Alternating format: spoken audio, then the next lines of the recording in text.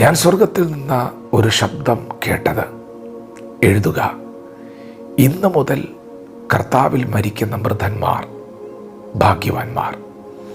അതെ, അവർ തങ്ങളുടെ പ്രയത്നങ്ങളിൽ നിന്ന് വിശ്രമിക്കേണ്ടതാകുന്നു.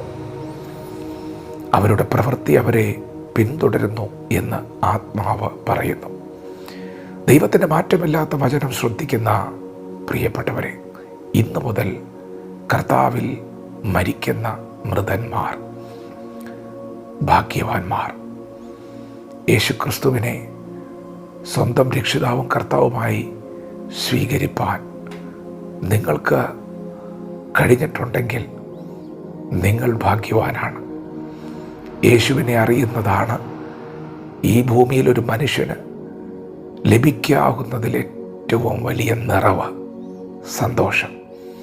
അതെ, അവൻ്റെ സന്നിധിയിൽ സന്തോഷത്തിൻ്റെ പരിപൂർണതയുണ്ട്. യേശു ഏക സത്യദൈവമാണ്, ഏകരക്ഷകനാണ്.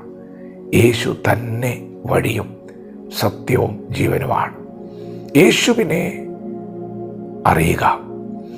യേശു പറഞ്ഞു, എൻ്റെ ആടുകൾ എൻ്റെ ശബ്ദം കേൾക്കുന്നു, ഞാൻ അവയെ അറിയുന്നു, അവ എന്നെ അനുഗമിക്കുന്നു. യേശുവിൻ്റെ വചനം കേൾക്കുന്നവരെ, യേശുവിൻ്റെ വചനത്തോട് പ്രതികരിക്കുന്നവരെ, യേശുവിനെ അനുഗമിക്കുന്നവരെ, യേശു ക്രിസ്തുവിൽ ജീവിക്കുന്നവരെ, നിങ്ങൾ യേശുവിൻ്റെ സ്വന്തമാണ്. യേശു പറഞ്ഞു, എൻ്റെ ആടുകൾ.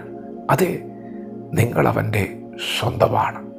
അപ്പന് മക്കളോട് തോന്നുന്നത് പോലെ യേശുവിന് ഇന്ന് പകൽ നിങ്ങളോട് കരുണയുണ്ട്.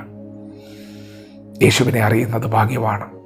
യേശു ക്രിസ്തുവിൽ ജീവിക്കുന്നത് ഭാഗ്യമാണ്.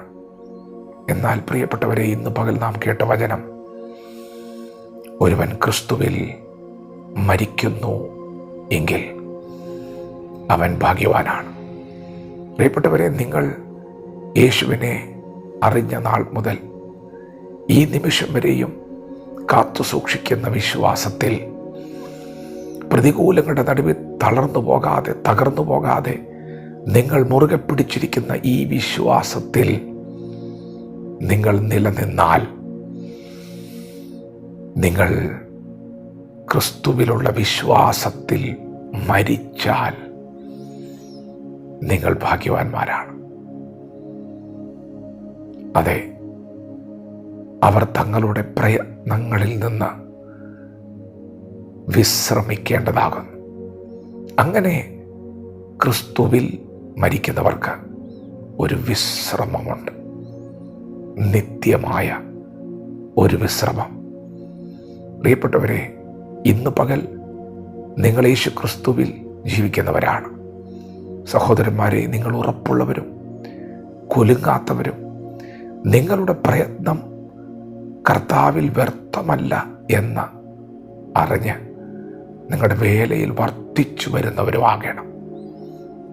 അപ്പോൾ തന്നെ നിങ്ങൾ അറിയണം, ഒടുവിലത്തെ സമയം വരെയും ഈ സ്നേഹം, ഈ വിശ്വാസം നാം കാത്തു സൂക്ഷിക്കേണ്ടവരാണ്. ആദ്യ വിശ്വാസം അവസാനത്തോളം മുറുകെ പിടിച്ചാൽ നാം ക്രിസ്തുവിൽ പങ്കാളികളാണ്. അതേ പ്രിയപ്പെട്ടവരെ, ഒടുവിലത്തെ സമയം വരെയും വിശ്വാസത്തിൽ നിന്നാൽ നമുക്കൊരു വിശ്രമമുണ്ട്.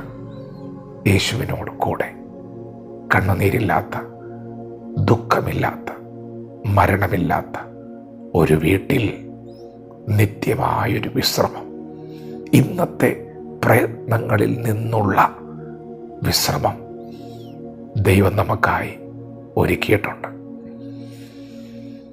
അതോടൊപ്പം തന്നെ ഒരു വാക്കുകൂടി ദൈവം പറഞ്ഞു, അവരുടെ പ്രവൃത്തികൾ അവരെ പിന്തുടരുന്നു.